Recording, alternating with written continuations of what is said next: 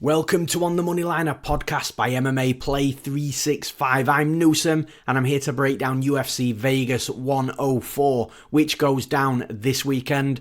We're back at the Apex. We've got a rematch in the main event as well, which, although I don't see any title implications as a result of the winner of this rematch and it being a main event, I actually like the fact that it's a rematch because of how the first fight went down. Again, we'll get into this very shortly. The rematch, of course, is Marvin Vettori versus Doman Dolidze. So, yeah, look, I'll get into that very shortly, but I do like that rematch and the additional couple of rounds that both fighters didn't get with each other last time as well. But in regards to the fight night card, it is one of those cards which isn't, glistened with too many high-level names in the UFC, but it's a fight night card with 13 fights that I say it all the time. It's these types of cards that do end up showing out and being super fun, super entertaining fights, and, fights that we've just thoroughly enjoyed throughout the entire night. So it's definitely one of those fight nights that isn't, looking too great on paper, but should deliver in regards to the quality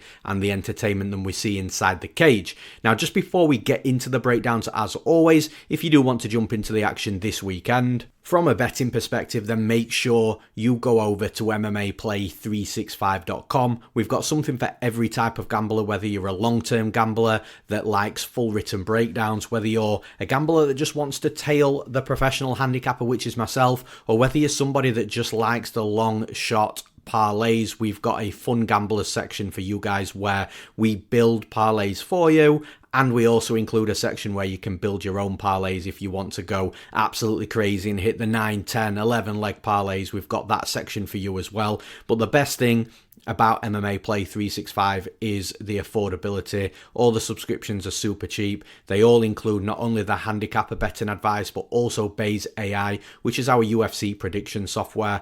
And our ethos is that we want you to make the money back that you've spent with us on the subscription as quickly as you possibly can, so you can start profiting on top of your bets. And that's why we make the packages super affordable. It's $5 for one event, it's $10 a month, or $99 for the year. So that's our pricing. If you want to jump into the action, then make sure you go to MMAplay365.com. And with the introduction out the way, with the promotion out the way, let's get breaking down some fights. And as always, we start with that main event. As I said in the introduction, it is a rematch. We've got Marvin Vettori versus Doman Dolidze 2. And one of the reasons why I really like this rematch is because there was a little bit of controversy around the first fight. Marvin Vettori won the first fight unanimously, which I think is the biggest surprise out of everything, because every time I watch the fight, I've watched this fight back a number of times because of obviously taping both fighters, and when I watched it live, when I first watched the fight, I thought, okay, this is going to be close, kind of lean Doman Dolidze to win the fight with how it played out. And then obviously Vettori won it unanimously, which I don't have a massive problem with. It was a close and competitive fight. And again, the myth around decisions is a close and competitive fight can't have a 30-27, which it absolutely can. Every round can be super close and super competitive, but if a judge edges very, very, very slightly all the rounds to one of the fighters, because one of the fighters has to wedge every round, there's always a possibility that you could get a 30-27 on both sides in a fight that close. But in regards to, again, just coming back to the rematch, like when I watch this, every time I watch this fight back, I think the same thing. I think, yeah, Doman Dolidze, I remember this fight. Doman Dolidze won it in my opinion, albeit close. But then I watch the fight back and I'm like, man, I really don't know. It genuinely could have gone either way. And what's really interesting, and look, normally I don't put a lot of stock into this or any stock into this at all, but if you go to MMAdecisions.com, I think that's the URL, but it's the website MMA Decisions. That's a website that holds a record of all the UFC decisions, the scorecards, but it has this section on it called the media scorecards. Now, this is a section where the MMA media score fights on X or submit the scorecards to MMA Decisions. And it's just a nice little wrinkle. It doesn't mean that, the scores have to be a certain way because the media scoring it. It's more of just like an opinion column, if you like. And I don't put a lot of stock into it, more or less any of the time, because, well, I'm not even going to get into that. But what's interesting for this specific fight is when you look at the media scorecards, there's quite a lot of the media that have scored this fight themselves from what they've seen.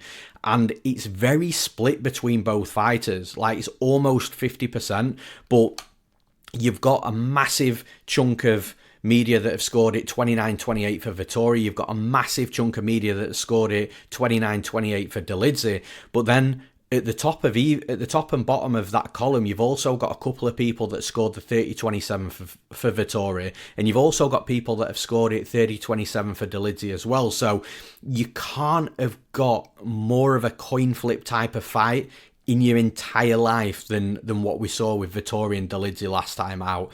And even from the public perspective, it was very, very split in regards to, like I say, more or less 50% of people are scoring it one way, 50% are scoring it the other. You can't really have too much of a strong opinion either way. For me, slight lean towards Dolidze, but again, like, I would never ever debate with anybody that scored it to Vettori. So this is what I mean, like, when I said that I'm actually really excited that they've done this rematch, because although whoever wins this fight isn't about to have a title shot or put the name in the mix, in my opinion, but it was that close of a fight the first time round, a bit of controversy, that they now get to run it back. But like I say, we get an extra couple of rounds as well. So it's just going to be a really interesting fight to see how it plays out and if it differs from last time out as well. Now, for me, look, neither fighter have changed since they last fought each other. Neither have got any better. Neither have got any worse. I just feel like they're both exactly the same type of fighter.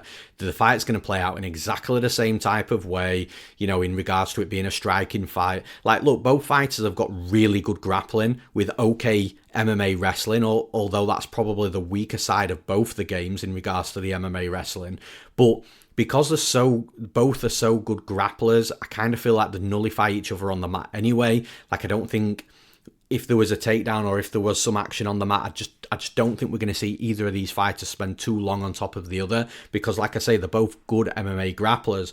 Now, from the first fight with the wrestling, I kind of feel that both fighters' defensive wrestling is better than their opponent's offensive wrestling, which basically means that I just don't think that any takedowns in this fight are going to be overly successful. I'm not saying we couldn't see a takedown or two, but I just don't think that it's a path to victory. It's a solid path to victory for either fighter. And even when you look back at the first fight that they had, there was only one takedown attempted in the entire fight. That was from Roman Dolidze. The takedown was stuffed. So again, like, I kind of feel we're going to see exactly the same fight with just an extra couple of rounds. Now, some people might argue that, look, Vettori massively outvolumed Roman Dolidze in that fight, so how could it be that close? How could people score that fight for Dolidze? Well, you've got two different types of striker here. You've got Marvin Vettori, who was more on the back foot, pumping out light volume, whereas you've got with Roman Dolidze an aggressor, someone that's moving forwards, that's not landing as many strikes as his opponent, but what he is landing is just hitting a ton harder than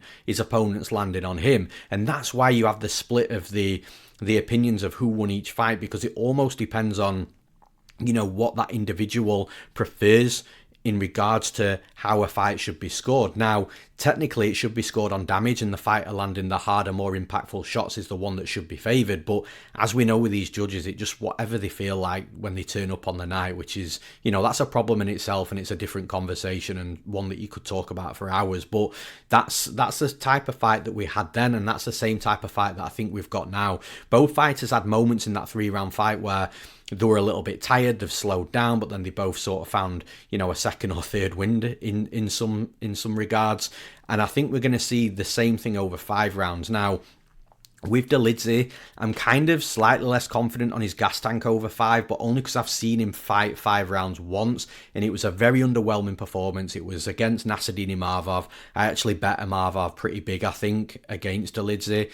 And there was moments there where it actually got me a bit worried, but ultimately Imavov, did put a clinic on Dolidze. But again, it's a fight that's aged quite well for Dolidze, because look what Imavov's just done. He's just knocked out Israel Adesanya and put his name up in the light. So, yeah, look, with Vettori, he's gone 5 rounds numerous times. He's a consistent striker in regards to landing over 100 strikes. So again, I feel like we're just going to get the exact same type of fight. Vettori's going to be landing more volume. Dolidze is going to be hitting harder. This time we're going to get it over 2 rounds, an extra 2 rounds, so 5 rounds in total.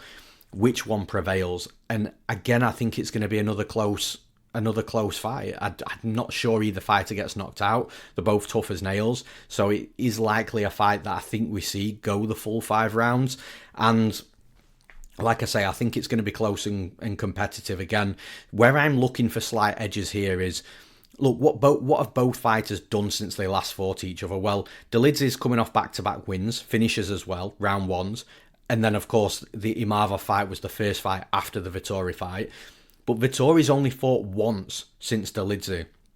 And although Vettori had a decent first round in that fight against Jared Cannonier, man, he got absolutely battered for the remaining 4 rounds after that. Like, Cannonier, who doesn't hit soft, like he hits like a truck, landed over 200 strikes against Marvin Vettori. The fact that Vettori didn't get put out is just a mystery in itself. Like, the dude, like I said, is tough as nails.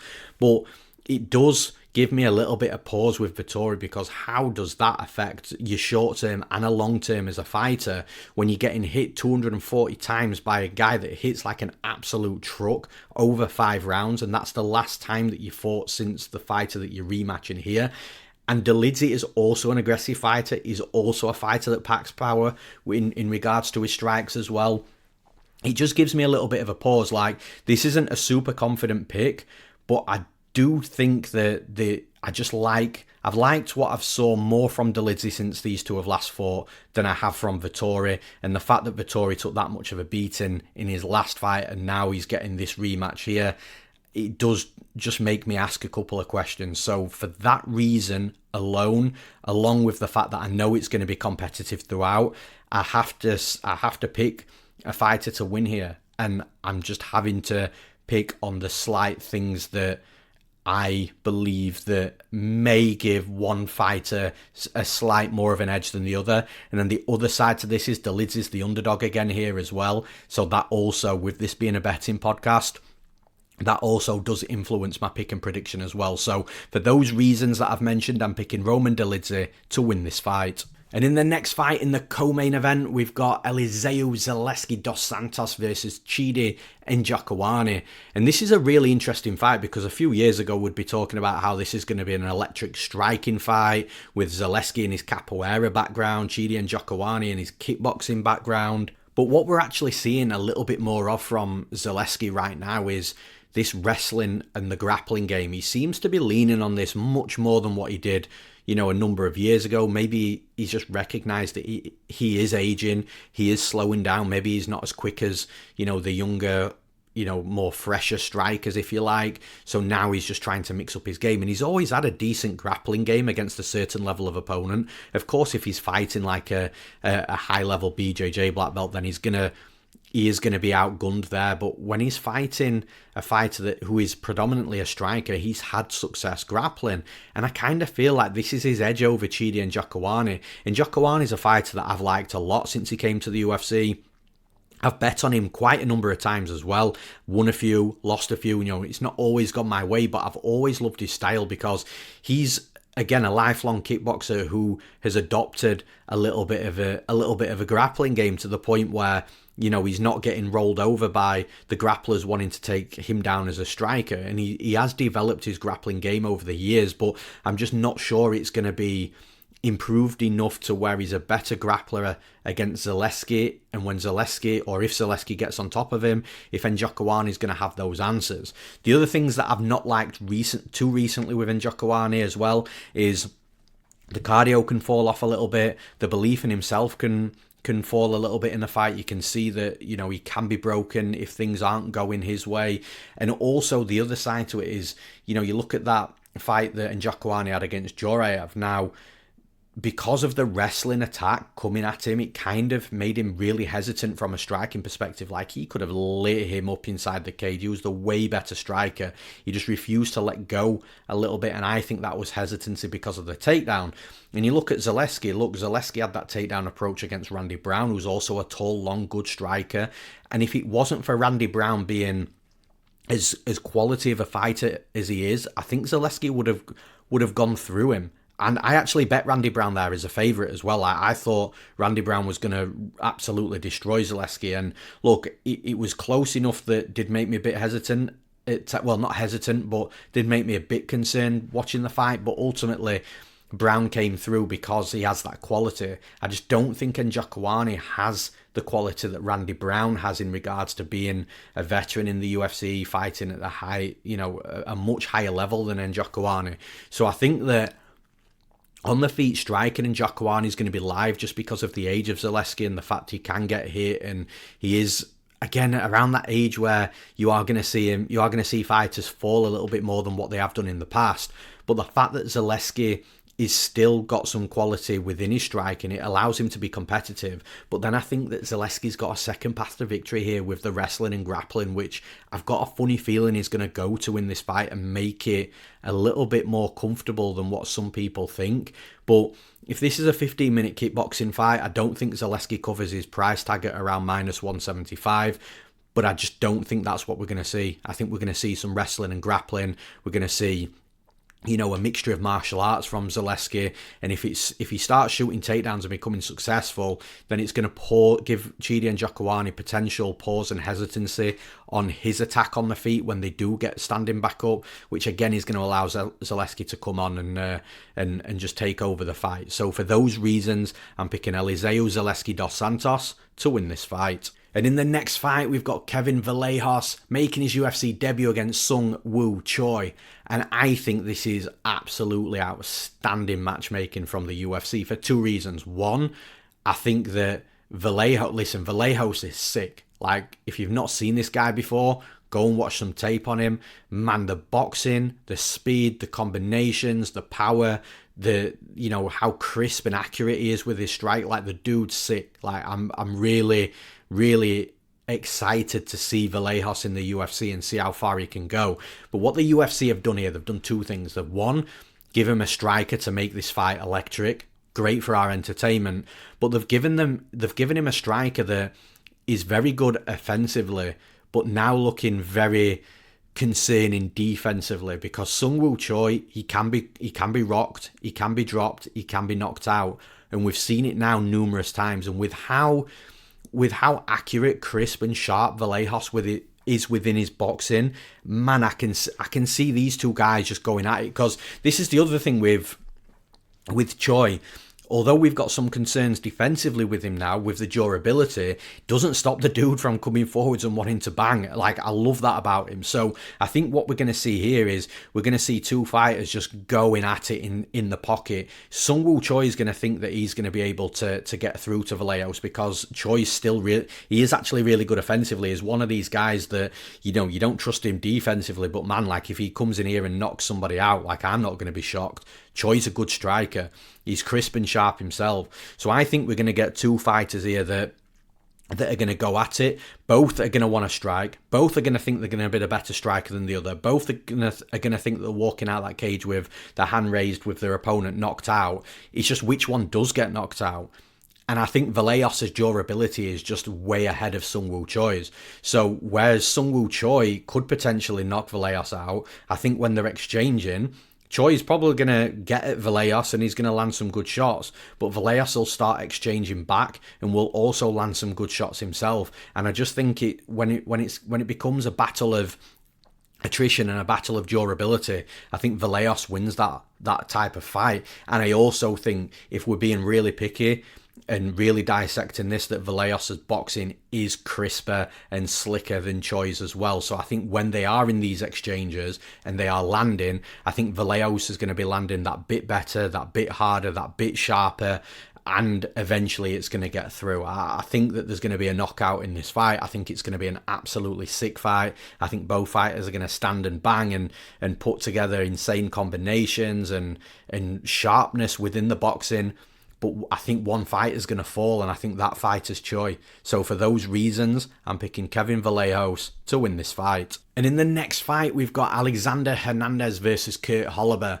Now, this fight gives me a bit of a pause because of the betting line on Alexander Hernandez. Like, historically, at like minus 170, which is currently sitting at some books, to minus 200, which is currently sitting at some books. That's the range of where he's at the minute, between minus 170 and minus 200. I actually expect this line to come down because people love to, bettors love to fade Alexander Hernandez when they're getting good plus money on the other side, regardless of who the opponent is, as long as they know the opponent's got a little bit of something about them, which Holobaugh has, in my opinion, is a UFC caliber fighter. But I do expect this line to come down a bit. But the pause that I mentioned is, historically, Alexander Hernandez, around the current betting line that he's at, has dropped quite a few fights in the past where we're expecting him, we're having that conversation, okay, well, he should be this, he should be this, he should be this in this fight and do really well, and then he drops the ball. But to be fair to Alexander Hernandez, he normally does this against a fighter that we're expecting him to beat at the time, but then a few fights down the line for the opponent, you're thinking, actually, the opponent's good, and probably, in hindsight, which, hindsight is the site that everybody loves, we're thinking, okay, well, yeah, maybe Alexander Hernandez was never actually supposed to beat him. We just didn't know that at the time.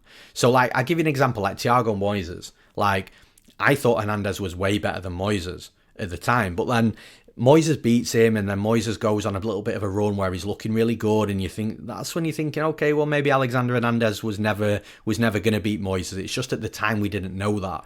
But I think with Kurt Holobaugh, we kind of know what we've got with Kurt Holobaugh. He's a fighter that is getting up there in age, that has been in wars. He doesn't have the best UFC record in regards to how many fights he's won. I think he's 5-2-1 no contest off the top of my head. So, yeah, look, Kurt Holobaugh's fought in the UFC for a long time, but he doesn't tend to get too many wins. But giving him credit where it's due, the fights that he's losing, he's also losing to decent guys. It's just now, like I said, he's 38, 39, he's getting up there in age, he's been in some wars. I don't think that Kurt Holobaugh is as skilled as Alexander Hernandez anywhere, really. He might be the better grappler if it was a straight BJJ contest, but again, he's not like light years ahead of him. I'd maybe just give Holobaugh the slight edge in regards to the grappling, but the striking and the wrestling is definitely on the side of Hernandez. Also, the speed, the youthfulness, the energy, the athleticism is all on the side of Hernandez. So the way that the only ways that I think Kurt Holobaugh's winning this fight, flash knockout, which can happen in any fight, 4-ounce gloves at this level in the UFC. I've said it a million times over the years. Maybe if Alexander Hernandez shoots like a sloppy takedown and Holobaugh gets a hold of his neck and wraps up a front choke or a guillotine, a flash submission. So again, now we're looking at flash KO, flash submission and its potential path to victory. I think the low percentage outcomes, the only other way that I can see Holobaugh really causing too much problems for Hernandez is just his toughness. So, for example, if Hernandez goes out there in round one and puts an absolute beating on Holobaugh but doesn't get him out because Holobaugh's tough as shit, if he's still got that toughness and durability with him aging, then maybe Hernandez starts to break a little bit mentally and thinking, well, I've just given this guy everything that I've got and he's still standing in front of me, and then Holobaugh starts moving forwards, turning into a bit of a dog, grindy type of fight. Maybe that's the way he beats Hernandez, but it's not something that fills me with a ton of confidence. So going back to the betting line with Hernandez, it does give me pause because historically he's lost these types of fights and these types of betting spots. But I just feel that Holobaugh is a known commodity, whereas some of the fighters that Hernandez has lost to is like a minus 180, minus 190 favourite. We thought we've known about him at the time, but then they've still had to develop and improve, which we have seen afterwards. Whereas Holobaugh, we know what we're getting, and I just like the fighter that's younger, that's fresher, that's more athletic, that's faster, that's got a striking and a wrestling advantage as well, a clear striking and wrestling advantage. I just have to side with that guy. So for those reasons, I'm picking Alexander Hernandez to win this fight. And in the next fight, we've got Doman Blackshear versus Cody Gibson. Now, talking about a dog that's grindy, that has got that dog in them that will come forwards and make things gritty, Cody Gibson absolutely is within that category. I just feel that he's got a very bad fight ahead of him here because I just don't know where Cody Gibson's better than Blackshear. And not just from a skill set perspective, but a little bit like what I've just said with Alexander Hernandez, but from a physical athleticism perspective as well. I just don't see it for Gibson here. Like, Doman Blackshear, maybe Gibson gets it in with the striking. Maybe it's the striking that's his path to victory. But look, Blackshear's a decent striker himself. He can strike. He has been hurt before as well, but he's more than good enough, in my opinion, to be competitive and to... If this was a 15-minute kickboxing fight inside the cage, I think Blackshear would still beat Gibson. Maybe it's just a little bit closer than what we'd like, but when you start mixing in the wrestling and the grappling, that's where Blackshear is really good, especially within the grappling. And what I think we're going to see from Blackshear here is a true mixed martial arts fight. We're going to see striking, then we're going to see the striking blended into takedowns, then the takedowns into good topside grappling. And when you're asking me honestly, I just think that Blackshear's the slightly better striker. I think he's the better wrestler. I think he's the better grappler. But then I also think he's faster. He's a better mover. He's got good cardio. He's more athletic, and then it just then makes it a very difficult fight for Gibson, and it's very difficult to envisage. I mean, look, this is MMA, and every single week we're shocked with something. So I suppose you can never really be truly surprised in this game. But just from an analytical perspective, I just don't know where Cody Gibson beats Doman Blackshear here at a high percentage clip. I think Blackshear wins this fight way more times than he loses it. For those reasons, I'm picking Doman Blackshear to win this fight. And in the next fight, we've got Seung versus AJ Cunningham. Now, the first thing I'm going to say about AJ Cunningham is the mad respect that I've got for this guy. I'm not going to go through it on this podcast, but if you're interested, go and watch his last Contender Series fight. And within the introduction and his promotion, whilst they're building the fight up, he talks a little bit about, his upbringing and the life that he had, and man, like, it's rough. The fact that he's come out, on the other end and a high level athlete in mixed martial arts at the very top of the sport, in regards to the UFC being, the best promotion on planet Earth in regards to MMA. Like, I've got so much respect for what he's done with his life and how he's managed to turn the negative into becoming the man and the fighter that he is. So, yeah, look, like I say, mad respect for AJ Cunningham. The issue that I've got, just from like a skill set perspective at this level in the UFC, is that I'm just not convinced that there's going to be too many fights for him in the UFC where he's going to be able to thrive and look absolutely outstanding. I think that he's got a certain style, he's got that dog in him, and he'll come forwards, he'll exchange, he'll brawl, he's super fun to watch.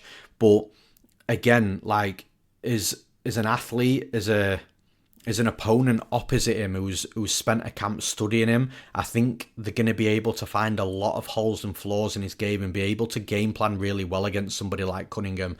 And I think that's what's going to happen here with Seung. Now, Seung's a good striker, he's a good wrestler, he's a good grappler, he's got a good all-round game. Definitely prefers to get the fights down to the mat and grapple, but make no mistake about it, he can strike as well. Now, with AJ Cunningham, what's going to happen is he's going to crash the pocket and he's going to land hard shots on you, or at least try to. And within that first round, I think he could potentially be a little bit hell on wheels for you. You will have to weather a storm. But the thing is with you, if he needs to weather a storm, it's just not going to shock me if he level changes and just takes Cunningham down and just nullifies that aspect of it. Cunningham's also been hurt himself, so even if you fights fire with fire here, could potentially catch Cunningham and knock him out. And this is where I think that Cunningham's going to have a problem in this fight, because he's got to fight in the way that he likes to fight. He's got to crash the pocket. He can't do anything different. If he starts sitting back and tries to be the better technical striker here and pick you apart, I think that Hughes the better technical striker, so I think Cunningham will lose that fight. Cunningham's best chance here is to come forward, crash the pocket, land some hard shots, and hope that one of those strikes or a couple of those strikes lands. And I just think it's a low percentage outcome is the best phrase to put that. I think Hughes the better fighter. I think he's technically better everywhere. It's just, like I say, Cunningham does have a path to victory in regards to, biting down on the mouthpiece and coming forwards and swinging. But I think it's a low percentage outcome with a small window of opportunity, because if he doesn't do it within 2 to 3 minutes, I think the fight starts slipping away from him. And like I say, Hughes very well rounded. So I think at that point, once the storm's weathered, I think you can just take this fight wherever he wants. Keep it standing, try and knock him out, or wrestle and grapple, where I think that's probably where his biggest path to victory is himself. So for those reasons, I'm picking Su Young-Yu to win this fight. Now in the next fight, an interesting one, we've got Waldo Cortes-Acosta versus Ryan Spann. Now, this was one where I think a lot of people asked the question when they saw this fight announced, like, is this a heavyweight or light heavyweight? Obviously, Cortes-Acosta's the heavyweight, Spann's the light heavyweight, but Cortes-Acosta, he's got one of those frames at heavyweight where you just wouldn't be too shocked if he came down in weight. And the best example I can give you is look what Jared Cannonier did. Cannonier was one of those heavyweights where he was actually bigger than Cortes-Acosta as well, but he came down to light heavyweight, lost a ton of weight, looked okay. Then he went down to middleweight, and you're like, holy shit, like the dude's like now absolutely shredded. And coming down 2 weight classes for Cannonier was literally the best thing he could have ever have done for his career, because he wouldn't have had the types of fights at heavyweight and the opportunities, the title fight that he had at middleweight. He wouldn't have had that at heavyweight or light heavyweight. So yeah, look, coming back to this fight, everyone was like, okay, well, is Cortes-Acosta going down? Or look, Spann's fucking huge at light heavyweight himself, so is either one going up? Well, it's actually at heavyweight. It's Ryan Spann that's moving up, and I like this move for him. Look, Spann's always been one of these fighters that has been a little bit inconsistent. He's won when we've expected him to lose, and he's lost when we've expected him to win. And sometimes he has these outrageous performances and you think he's finally turned a corner, but then his next fight's a little bit flat, a little bit underwhelming. And, you know, you get that inconsistency, like I've already said. And I think that he's fought a level at light heavyweight now where he realises that he's probably not going to go on any sort of title run at light heavyweight. Although he's young enough, to be fair to him, and he's insanely athletic and he's huge. And like I say, he's got a lot of good physical advantages. But technically speaking, I think he's fought against a level now at light heavyweight where he's probably thought, okay, I'm not going to have a title run. Let's see what I can do at heavyweight. I'll give you the perfect example of someone else that's done exactly this. Kennedy Nzechukwu, tall, long, you know, big light heavyweight, inconsistent, again, winning when we expect him to lose, losing when we're expecting him to win, has shown in fights that he can be outstanding, but then he's flat and underwhelming in his next fight. It's exactly the carbon copy of Ryan Spann, but then he moves up to heavyweight, and now he's 2-0 at heavyweight. Now, admittedly, it's kind of lower level end of the heavyweight division that Nzechukwu's 2-0 at, but man, he looks like he's filled into the frame well. He looks way better than what he did at light heavyweight, just from, you know, an eye analysis, if you like. And I think we're going to see the same with Ryan Spann. Now, Cortes-Acosta admittedly isn't a fighter that I've ever been too high on in the heavyweight division. He's okay. Like, he does have some good qualities with, you know, he's one of the lighter moving heavyweights, moves a little bit faster than your average heavyweight, in and out of range. He's got quick strikes as well. But the thing is, those advantages in regard to the speed and the movement that he normally has against other big heavyweights, I'm not sure he's going to have that, because one of the traits or one of the physical attributes that you'll bring with you moving up in weight is speed and movement. So with Spann moving up from the division below, again, you get the speed and movement physical attributes when you're moving up in weight, not so much when you're moving down. So when you're moving up, which Ryan Spann is, he's going to be faster and quicker than a lot of these heavyweights in the division, which means that Cortes-Acosta probably isn't going to have the same advantage as he has in other heavyweight fights. Where Cortes-Acosta is going to try to be advantageous here is with his strength and his physical power. And the thing is with Cortes-Acosta is, I just don't know if he's going to have those advantages, because Spann's like friggin' 6'5" himself, like, huge, insanely built, insanely athletic. I can't wait to see what Ryan Spann weighs in on it, on the scales at heavyweight. If Spann comes in at 265 pounds, which I don't think he's going to, I think that's a real problem for Spann. But I'm telling you, if Spann comes in at like 245 to 250 pounds, I think that's going to be the optimal weight to keep the speed that he's carried up with and be physically strong enough to cope with the heavyweights. And if he comes in at that sort of weight, I think he's going to have a really good fight here. Like I say, I've never been massively high on Cortes-Acosta anyway, admittedly, but I think Spann's going to be quicker. I think he's going to be the quicker mover, and when I say quicker, I mean the quicker striker. I think he's going to be the quicker mover as well. He's going to have a ton of athleticism on his side. I think the strength and power is going to be okay up at heavyweight if Cortes-Acosta tries to like pin him against the cage. But I think Spann's the better quality fighter as well. I think his striking is on par with Cortes-Acosta from a technical standpoint. But when it comes to like the wrestling, the grappling and the submissions, I think Spann can be super tricky. I like this move up to heavyweight for Spann, unless he weighs in at 265 pounds, which I don't think he's going to. But yeah, look, I think it's a good move for Spann. I've never been massively high on Cortes-Acosta. I'm picking Ryan Spann to win this fight. And in the next fight, we've got Sam Hughes versus Stephanie Luciano. Now, this is a bit of a tricky fight because I'm constantly breaking Sam Hughes fights down, and more often than not I pick against her, and then she comes in with this, like, she's one of these fighters that's got that dog in her, the heart, the grit, the grind, and like, you have to admire that. Like, she's won so many fights that I've expected her to lose, to the point where I'm like, okay, well look, Sam Hughes is good at a certain level. Like, obviously if she's fighting into the top 15, top 10, top 5, so forth, yeah, she's not there. But around sort of like the top 20, top 30, man, like, she's a problem for anybody.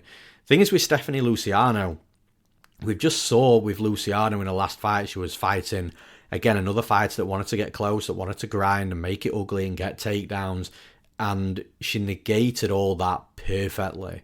So it is looking like, unfortunately, it's another one of these fights that I'm predicting, you know, a Sam Hughes loss. And, you know, history speaks for itself. When I do this, Sam Hughes normally wins, so act accordingly. But look, in regards to the analysis, Luciano's tall, she's long, she's rangy, she's got really good Muay Thai, and she's developed an ability to be able to keep these dog fighters off her. You know, when I say dog fighters, I mean fighters that want to get close and make things ugly. And she did that perfectly in her last fight. And she's gonna have, if she does the same kind of thing here, I think she's got a fight where she can look really good in. But then once she starts fending the dog opponent off her, she then starts picking apart, using the front kicks, using the range and the reach and a Muay Thai when she's close. When they're tired now, it's elbows. And I just think that Luciano could potentially be in one of these fights where she starts off really well for like 30 seconds, 60 seconds, and then Hughes is going to think, right, okay, I need the dog to come out. And then Hughes starts closing the distance, making it ugly, making it grindy, and maybe Luciano just needs that first round to just get, you know, download what the reads, download what she's doing, and start to put a plan together for the rest of the fight to take over. And I kind of see that happening. I think Luciano potentially drops round 1, but then starts slowly coming into the fight, picking Hughes apart, and then starts looking comfortable the longer it goes on. The flip side to this, though, is it would not shock me if Luciano tried to do that and it just didn't happen, and Hughes' dog just started becoming more prominent and more at the forefront throughout the entire fight the longer it goes on. So I could see two outcomes here. I could see either Luciano struggling at first, then just starting to get a range and reads and pick Hughes apart and win comfortably. But I could also see Hughes potentially, like I say, that dog coming out and just taking over the fight the longer it goes on, and Luciano getting super frustrated because she just can't get her off her. It kind of makes me split between both fighters. Like, I came into this breakdown picking Luciano, but I never ever really do this, but the more I've just broken this fight down and spoke about it and heard, I'm actually going the other way. I think it's a fight that could go either way. I think it's a fight where I could see either lady winning. I just picked against Sam Hughes too many times to and just sort of written off that dog in her and that ability to take over a fight and grind for 3 rounds, and it coming back to bite me.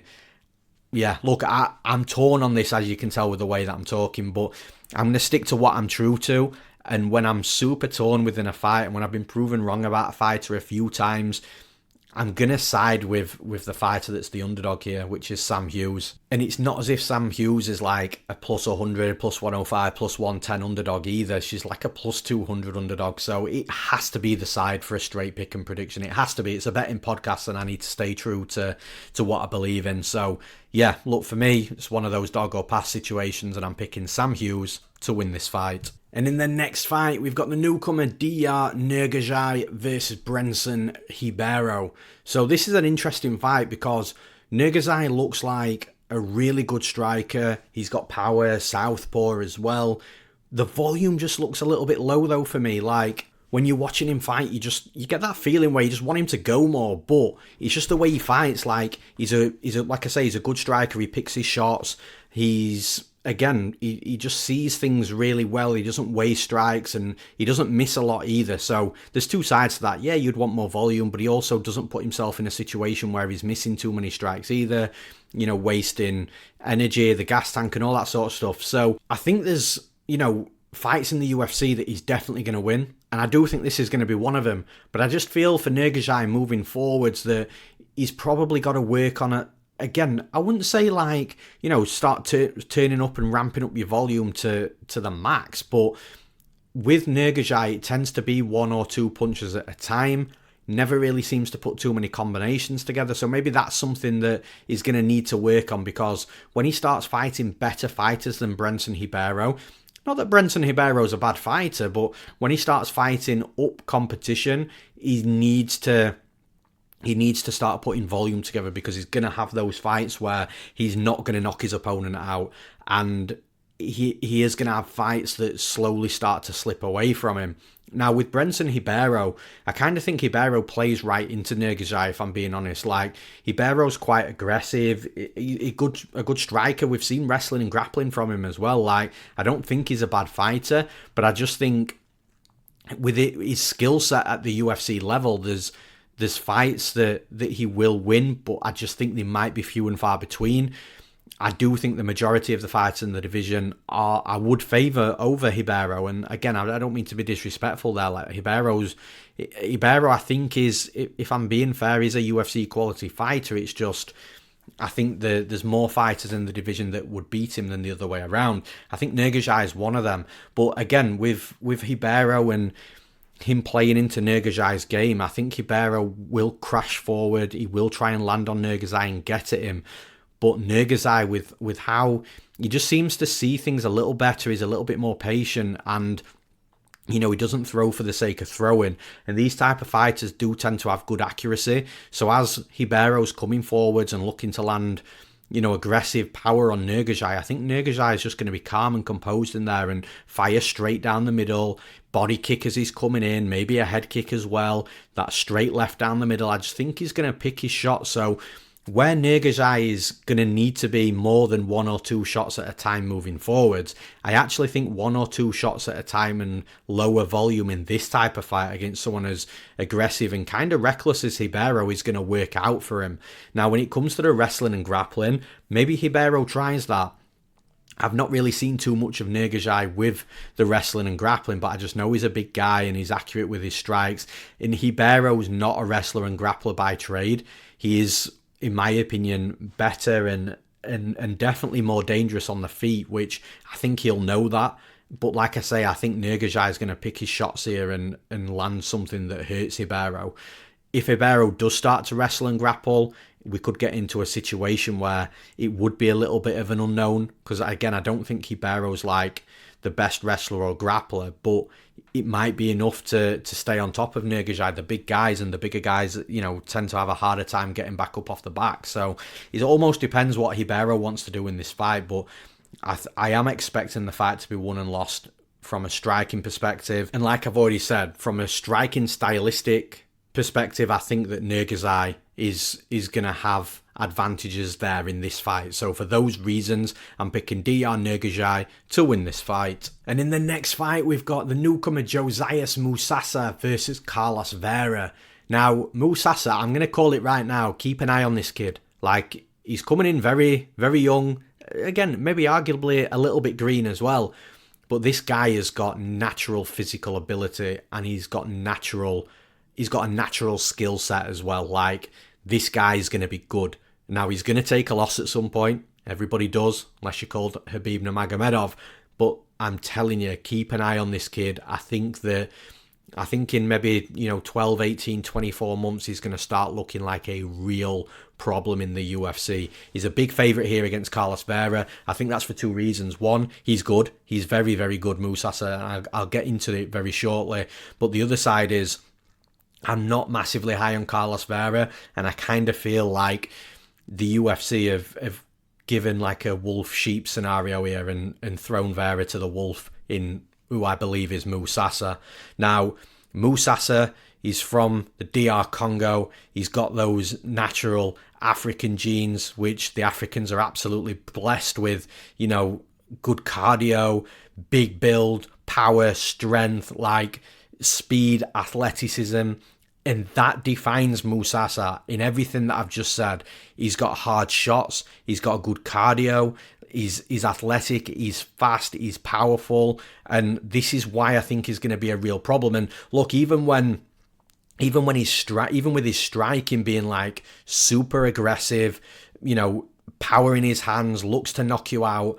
When his opponents are taking him down, he can get taken down, but man, he looks to get right back up. His get-up game's good, and he can defend takedowns as well. Like, he don't get taken down off every shot, but again, like, he can defend takedowns, but if he is taken down, he's right back up to his feet. And the thing is, that doesn't tire him. And again, I come back to him being blessed with the genes that he's got, because the cardio is absolutely on point. You saw in his Contender Series fight, it was actually the opponent got tired trying to take him down and constantly trying to keep a hold of him and getting him down again. And like, that can go one of two ways in some scenarios. It can sometimes tire the aggressive wrestler. It can sometimes tire the guy that's constantly got to get back up to the feet. Like, that's not easy on the gas tank either. But Musasa just didn't look that troubled at all in regards to, worrying about expending his gas tank, getting back up to his feet. And then he was back to banging and throwing hard. And listen, this kid's going to be a problem. Like, I do think there's still a little bit of greenness in him in regards to, there's going to be fights where it's kind of not working for him, but he'll get that experience over time. He'll grow in the UFC, I think, really nicely. But this is, for me, a perfect debut fight for him, because Carlos Vera, again, he's got a decent all-round game, but it's one of them where when he goes strike for strike with Musasa, I think he'll land some stuff on Musasa, but when they're both exchanging and they're both hitting each other, I think the power coming back from Musasa is just going to be astronomically different. And I think Vera's going to get very hesitant once he's been caught a couple of times, if he's not knocked out in those couple of times. And then if Vera starts going to the takedowns with the wrestling and grappling, well, I've already seen Musasa defend takedowns, and if he's got taken down, he's getting right back up by a better wrestler and grappler than Carlos Vera. So it's one of them where, this is what I mean, I kind of feel like, I would be very shocked if Vera won this fight, because I do feel like we've got a sheep being thrown into the wolf's den here, and I think it's a perfect fight for Musasa, who's going to be able to be aggressive on the front foot, landing hard strikes, defensively, just being able to be comfortable with whatever Vera's throwing back at him and just be able to put it on Vera. And I do think that Musasa's a fighter that we absolutely need to be watching out for. But for this specific fight, I think it's a fight for Musasa to announce his name in the UFC. For those reasons, I'm picking Josias Musasa to win this fight. And in the next fight, we've got Andre Lima versus Daniel Barez. Now, Daniel Barez is coming off a really good win against Victor Altamirano. I actually bet Altamirano in that fight. I think I got the plus money on him, which is what I wanted. But yeah, look, Barez was just really, really good. And he is a solid fighter. And he's really, from a striking perspective, he's really exciting, because when I spoke about Diyar Nurgozhay, for example, I was talking about low volume, one punch at a time, and I know these guys are in completely different weight classes, but I'm just using it as an example. Daniel Barez is completely the opposite. This guy's high volume. This guy is, 5-6 punch combinations. This guy's quick, he's sharp, he's accurate with his strikes. Like, he's a very, very difficult fighter to deal with, because his boxing is so good, so sharp, and comes in combinations. The thing is, he can have some minutes off in the fight as well. Like, he's not like that and can't be like that throughout the entire fight. But when he does go, man, he goes. Now, with Andre Lima on the other side, this is a kid that is just getting better and better. He's 4-0 or 3-0 in the UFC if you count in the Contender Series. But this guy is a fighter that is on an absolute heater right now. And he's had some fights where, the decision's been kind of controversial. But you've got to remember, this guy's super young. He's still improving. He's still developing. He's learning on the job in the UFC as well. But he's so good. Like, his background is striking, Muay Thai. But the fact that he's built his wrestling and grappling, even right now, to a point where you wouldn't be that confident in a fighter that is predominantly a wrestler and grappler beating him, because he's so good defensively. And if he is taken down, I mean, we've seen him sweep and reverse good fighters on the mat as well. But then he can get going on the feet, get in the face of his opponent, strike, hard low kicks, combinations. He's got that typical Muay Thai style where He won't be super erratic with his speed and movement. It's more shot selected, but he will put quick reactive combinations together. And I just think he's going to be a real problem for a lot of fighters because he's a high-level striker, in my opinion, that if you're not a better striker than him, you've got to wrestle and grapple. But then he's getting so good within his wrestling and grappling that is that even a massive path to victory unless he's fighting like a high-level world-class wrestler and grappler. That might be the type of fighter that gets to him. And the thing is, unfortunately for Daniel Barez, he's not that. Barez is going to be a striker, and he's got to be a better striker than Lima. And although Lima might have to spend a couple of minutes just getting his reads on Barez, just making sure that, he's minding his P's and Q's, and if there's a storm coming that he stays safe. But I think once that happens, Lima's just going to come on really strong in this fight. I think Barez will be throwing and maybe not hitting how he wants to hit and getting frustrated. And then from a counter perspective, with the reactive strikes from Lima's going to be landing on Barez. And then Barez is going to get to a point where he's getting hit a lot. He can't really land what he wants to land on his opponent. Then the frustration kicks in, and then that allows Lima to start flourishing in the fight. But the bottom line is, I think for Daniel Barez isn't the better technical striker here. Although he's got some really good speed and combination qualities, I don't think it's enough to get past the technical advantages that Lima's got on the feet. So then Barez is going to have to wrestle and grapple, but that's just not his game. And I don't think he's going to have offensive advantages there. So for me, I think stylistically this is going to be a sick fight, but I think it's Lima that's going to come out on top. I'm picking Andre Lima to win this fight. And in the next fight, we've got Josiane Nunes versus Priscilla Cachoeira. And this is a really good fight because both women are just going to want to come forwards and bang. That's what they like doing. Priscilla Cachoeira loves knocking people out. Josiane Nunes lives for that shit. Josiane Nunes shorter, going to be at a reach disadvantage, height disadvantage, range disadvantage. But that's what she loves. That's what she's used to. She's pretty much always got those disadvantages. She comes forwards like a bull. It sometimes means walking through 2 or 3 punches from her opponents to start landing herself. But this is what's going to make the fight super fun because I think Cachoeira is just going to be like, okay, you want to close the distance? Let's go. And because of that, we're just going to be left with a super entertaining fight that I think is going to be really high volume with, big punches landed from both sides. And I just think it's going to be an out-and-out scrap. So look, when I'm looking at the betting line and I'm seeing Josiane Nunes as like a minus 250 favourite, I'm thinking, well, man, that's wide. That should definitely be shorter. But I kind of don't have the faith in Cachoeira. She's one of those fighters, a lot like what I said with Waldo Cortes-Acosta, that I've just never been overly high on in regards to him, having that high-level skill set. Although she's a UFC caliber fighter and, she can be entertaining, I just don't have that trust in the actual capabilities and the qualities within a skill set. Whereas Nunes, look, she can be quite sloppy as well, but she's so efficient in what she does. The judges don't score technique, they score efficiency, and they score, how much a fighter's landing. It doesn't matter if it's a donkey punch, they're not going to score a jab any higher than a donkey punch. So as a really bad example for you. But the thing is with Nunes, I think, again, when we're looking at making a straight pick and prediction, she's absolutely not going to be a bet at a current line. And if you are absolutely adamant that you want to bet this fight, which I don't know why you would,